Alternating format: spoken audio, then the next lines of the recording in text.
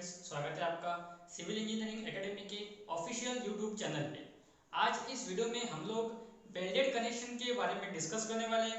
उसका design steps क्या होता है और कौन से आईएस स्पेसिफिकेशन हमें यूज़ करने पड़ेंगे डिज़ाइन करने के लिए, ये सब आज की इस वीडियो में हम लोग देखने वाले हैं। और एक न्यूमेरिकल भी हम लोग सॉल्व करेंगे इस लेक्चर में, तो इस वीडियो को आप लोग एंड तक जरूर देखिएगा। और दोस्तों, आईएस 800 2007 अपने पास में लेके बैठो, ताकि आपको कौन सा फॉर्मूला आईएएस में कहाँ दिखा है ये सब आपको पता रहना चाहिए। ठीक है, तो इस वीडियो को एंड तक जरूर देखिएगा। और अगर आप चैनल से आज फर्स्ट टाइम जुड़ रहे हो तो प्लीज चैनल को सब्सक्राइब कर दो और बेल आइकन को भी ऑन कर दो, ताकि आपको हमारे चैनल के लेक्चर्स के नोटिफिकेशन सबसे पहले अपने फोन पे मिल सके। तो चलिए दोस्तों, वीडियो को स्टार्ट करते हैं।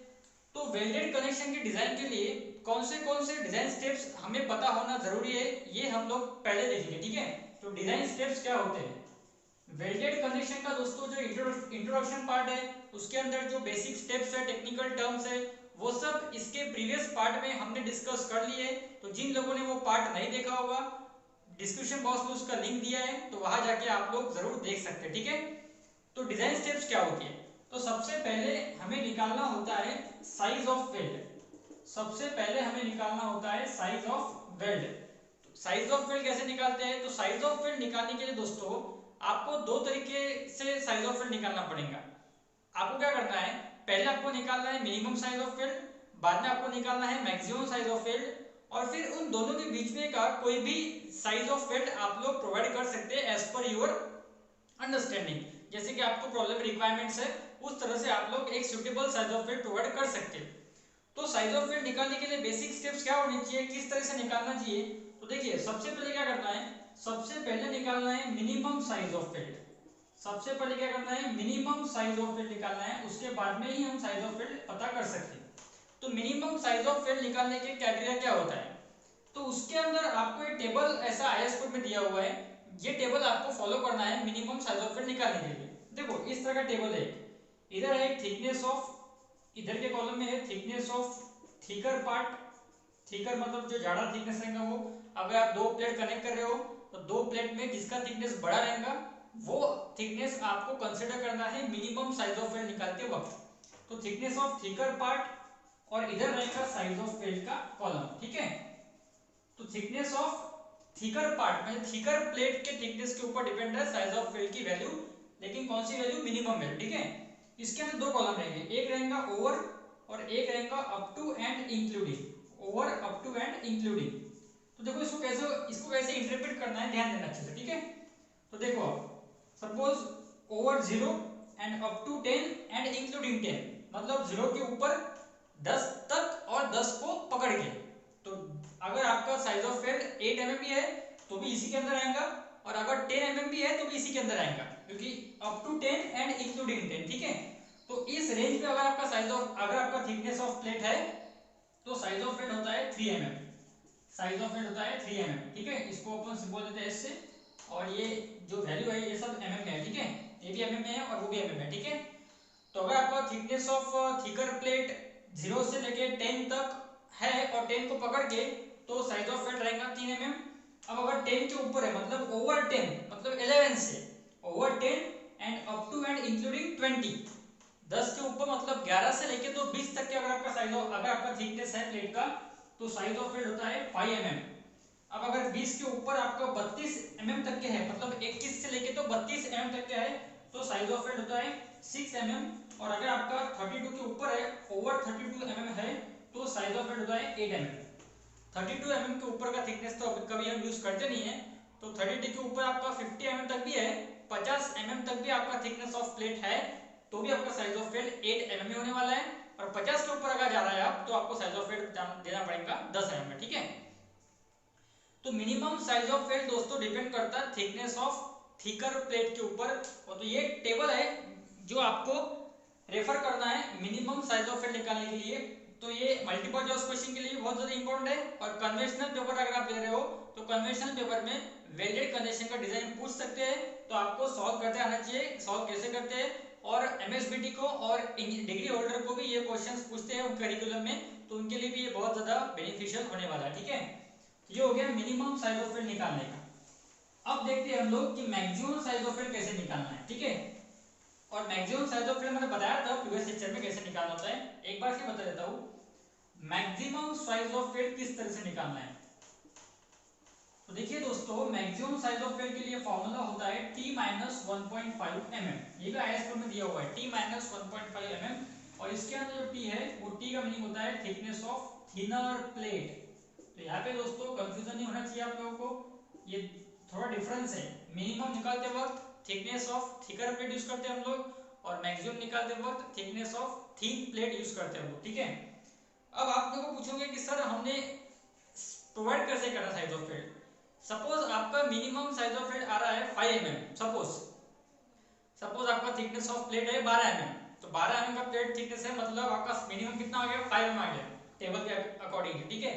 और मैक्सिमम कितना आएगा, अगर आपका thickness of thinner plate 10 mm का, ठीक है, 10 में से 1.5 गया, कितना आ रहा है 8.5। तो अगर आपका मिनिमम आ रहा 5 mm और मैक्सिमम आ रहा 8.5 mm, तो आप 5 और 8.5 के अंदर का कोई भी डिजिट आप लोग यूज करते as a size of weld कर सकते हैं। आप 5 भी प्लॉट कर सकते, 6 भी कर सकते, 7 भी कर सकते, 8 भी कर सकते। लेकिन जहां तक मैं आपको एडवाइस दूंगा, क्योंकि कभी कभी क्या होता है, अगर आप बहुत ज्यादा साइज ऑफ फील्ड प्लॉट करते हैं तो लेंथ ऑफ फील्ड कम निकलता है, तो जितना लेंथ ऑफ फील्ड कम निकलेगा उतना आपका कनेक्शन थोड़ा वीक होगा। तो अगर आपको लेंथ ऑफ फील्ड थोड़ा ज्यादा रखने का है तो क्या करो आप लोग, साइज ऑफ फील्ड थोड़ा कम कर दो। तो मैं आपको सजेस्ट करूंगा कि अगर आपका 5 और 8.5 आ रहा तो आप 6 की तरफ जाओ, मतलब आप 6 mm का साइज ऑफ फील्ड प्रोवाइड कर दो। मतलब मेरे को अगर मिनिमम 5 आ रहा, मैक्सिमम 8.5 आ रहा, तो मैं क्या करूंगा, provide suitable size of field as 6 mm, ऐसा मैं प्रोवाइड कर दूंगा। अगर मिनिमम 4 आ रहा, मैक्सिमम 6.5 आ रहा, तो आप 4 कर दो या 5 कर दो। 5 भी चलता है, 7 भी चलता है, 8 भी चलता है, लेकिन जब तक कि अपन ने इवन नंबर को ही साइज ऑफ फील्ड प्रोवाइड करना चाहिए। जब तक आप लोग इवन नंबर को ही as a size of field provide करो, तो जितना आप साइज ऑफ फील्ड कम रखोगे उतना आपका वेल्ड लेंथ ज्यादा आने के चांसेस रहेंगे। तो आपको जितना वेल्ड लेंथ ज्यादा डालते आएगा उतना कनेक्शन आपका सेफ रहेगा, सिक्योर रहेगा। तो ये कारण की वजह से अपन साइज ऑफ फील्ड को एकदम हायर में ले जाते हुए मीडियम में रखने का, एकदम कम भी नहीं एकदम ज्यादा भी नहीं, मीडियम। जैसे 6 और 7 आया ना, 5 और 7 आया अपना, तो अपने 6 डाल दिया। अगर अपना 3 और 5 आया तो अपन 4 डाल देंगे। इस तरह से आप लोग medium average size of field provide कर देना, ठीक है। अब हम जाएंगे दूसरे स्टेप की तरफ। साइज ऑफ फील्ड निकल गया अपना, बाद में अपने को निकालना होता है design stress of fillet weld. Design stress of fillet weld, design stress of fillet weld, ठीक है। तो डिजाइन स्ट्रेस निकालते वक्त हम लोगों को कौन सा फॉर्मूला यूज करना है, तो उसका सिंबल होता है FWD। FWD का मीनिंग होता है design stress of fillet weld, और उसका फॉर्मूला होता है Fu/√3 into gamma mw। gamma mw का मीनिंग होता है partial safety factor for welding. अब ये gamma mw का वैल्यू होता है 1.25 और 1.5, सॉरी इसको कांस्टेंट है ये 1.25 और 1.5। अगर आप वर्कशॉप वेल्डिंग कर रहे हो, वर्कशॉप में वेल्डिंग कर रहे हो तो 1.25 यूज करो। अगर आप साइट वेल्डिंग कर रहे हो या फील्ड वेल्डिंग कर रहे हो तो आप लोग 1.5 यूज करो। ये भी आईएस कोड के पेज नंबर 28 या 31 पे दिया हुआ है।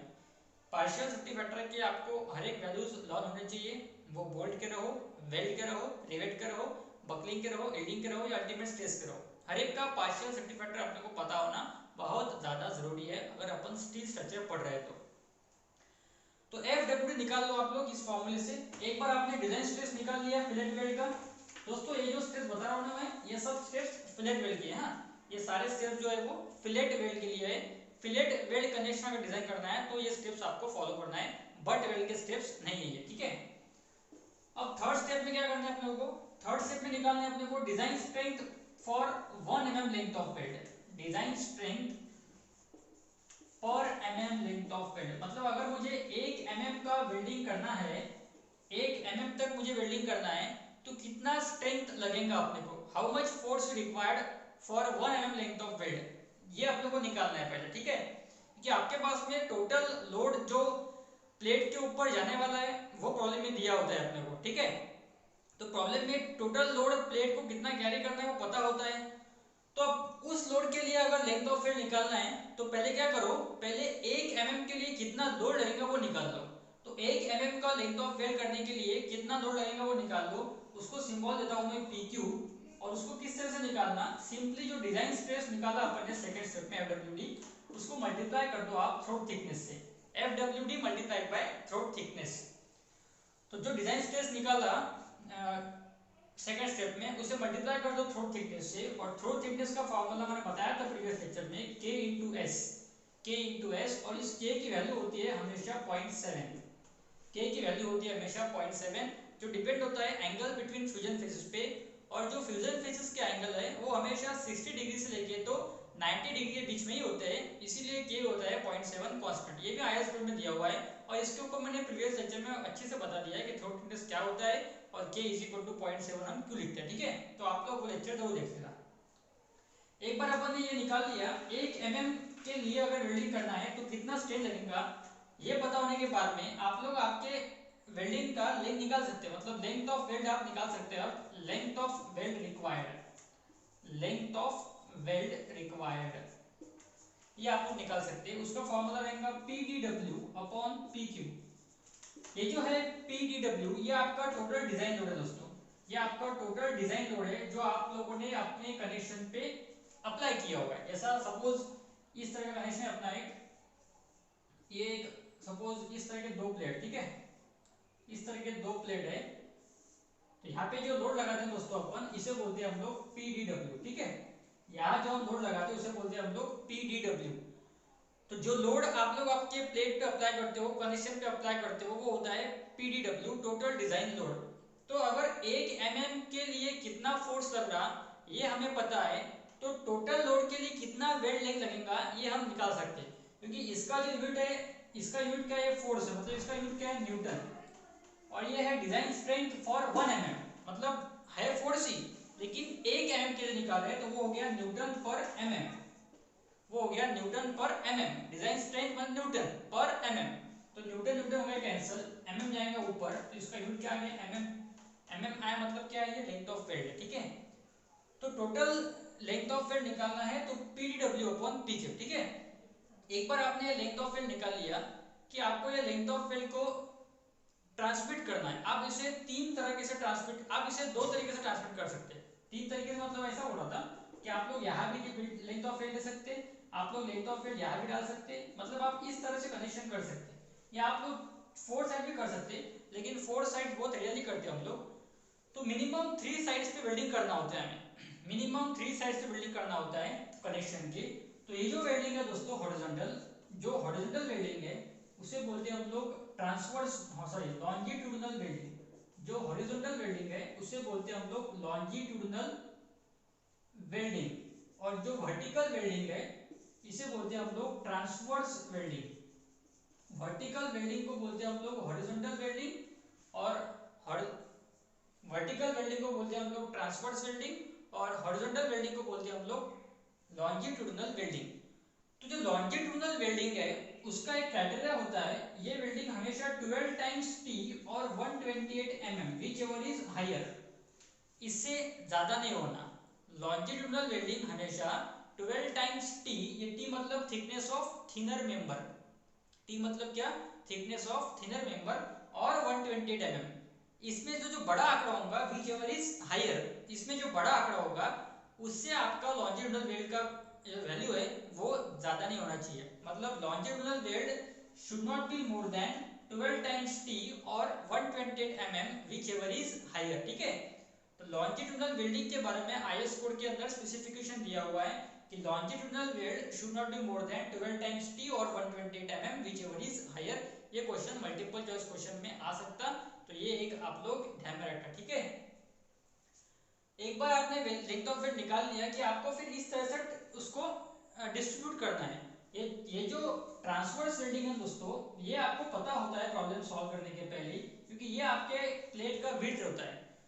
Transverse welding is nothing but the width of your plate. तो आपके प्लेट की साइज क्या है ये तो आपको प्रॉब्लम में पता होता है। तो जो भी प्रॉब्लम आप सॉल्व कर रहे हो उस प्रॉब्लम में आपको आपके प्लेट की साइज तो पता होती है। सपोज आपके प्लेट की साइज है 120 बाय 10 mm, तो ये विड्थ क्या होगी उसकी 120 mm की। अब जो भी आपका लेंथ ऑफ वेल्ड आएगा, सपोज आपका लेंथ ऑफ वेल्ड आ रहा 380 mm, ठीक है फॉर एग्जांपल, तो 380 mm में से आपको क्या करना है 120 पहले ही माइनस कर देने का है। कितना बचा अपने पास में? अपने पास में बचा समझो 260, ठीक है।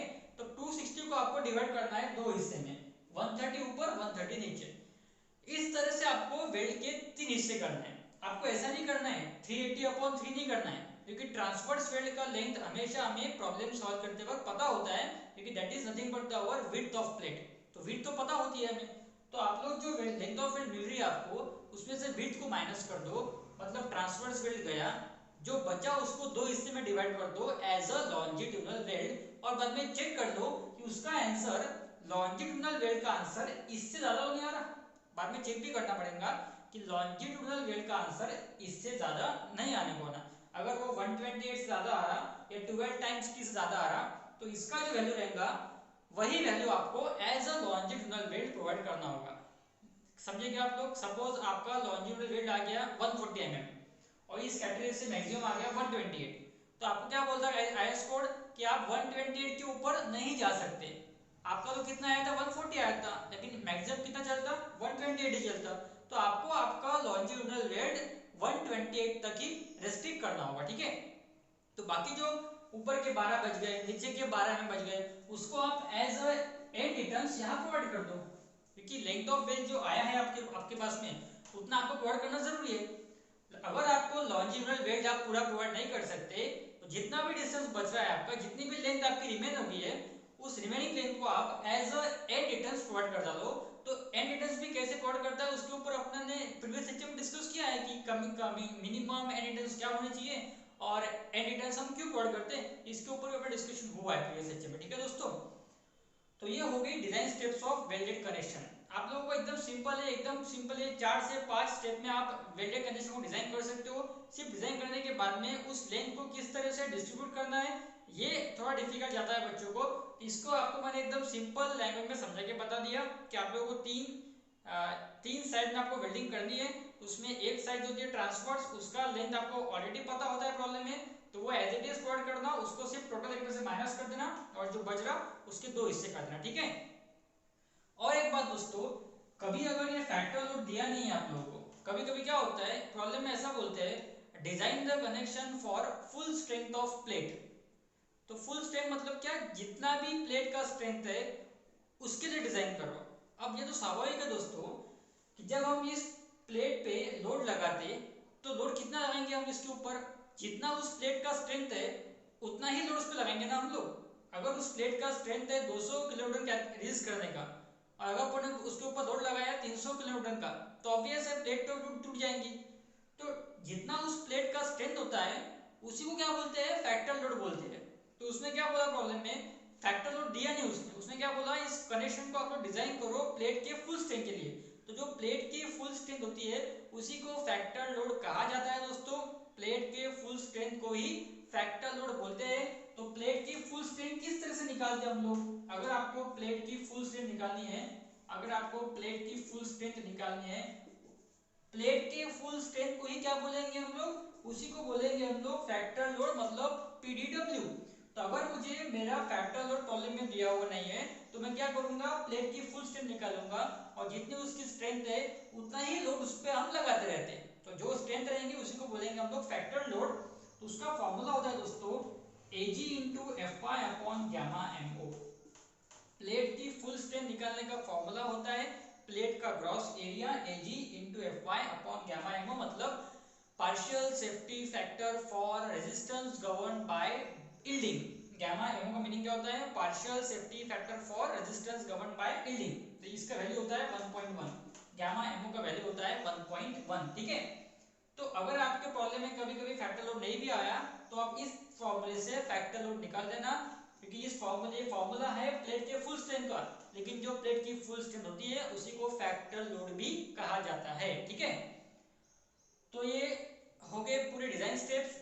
बोल्टेड कनेक्शन के अगर आप लोग अगर आपके मन में क्वेश्चन होगा कि सर आपने बोल्टेड कनेक्शन डिजाइन स्टेप्स नहीं बताए, तो दोस्तों बोल्टेड कनेक्शन के ऊपर डिजाइन स्टेप्स और उसके ऊपर एक शायद न्यूमेरिकल भी हमारे यूट्यूब चैनल पे बहुत पहले हमने अपलोड किया था। तो जो स्टार्टिंग के लेक्चर्स है पहले और फर्स्ट सेकंड थर्ड लेक्चर्स, उसके अंदर आप लोगों को बोल्टेड कनेक्शन का भी डिजाइन स्टेप्स और उसका न्यूमेरिकल मिल जाएगा। तो जो डीएसएस की प्लेलिस्ट है उसकी प्लेलिस्ट की लिंक भी डिस्क्रिप्शन बॉक्स में दी है, तो तो आप लोग उस प्लेलिस्ट के अंदर भी जाके वोल्टेज कंजप्शन का वीडियो देख सकते, ठीक है। तो दोस्तों इसका जो न्यूमेरिकल्स है वो आज नहीं कंडक्ट करेंगे अपन, वो अपन नेक्स्ट सेक्शन में कंडक्ट करेंगे, क्योंकि वीडियो थोड़ा बड़ा हो गया तो न्यूमेरिकल थोड़ा और लंबा हो जाएगा। तो आज के इस वीडियो में हम लोग डिजाइन स्टेप्स तक ही रुकेंगे।